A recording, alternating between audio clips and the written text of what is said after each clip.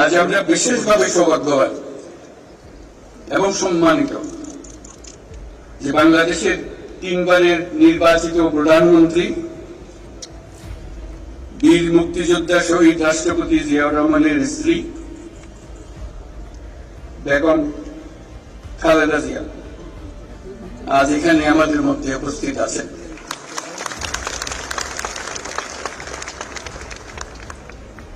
এক যুগ ধরে তিনি এই মহাসম্মেলনে অংশগ্রহণ করার সুযোগ পান নাই, আজকে সুযোগ পেয়েছেন। আমরা সবাই আনন্দিত এবং গর্বিত যে আমরা এই সুযোগ দিতে পেরেছি আপনাকে। শারীরিক অসুস্থতা সত্ত্বেও এই বিশেষ দিবসে সবার সঙ্গে শরীর খাওয়ার জন্য আপনাকে আবারও ধন্যবাদ। আমরা তার আশু রোগমুক্তি কামনা করছি এবং এই অনুষ্ঠান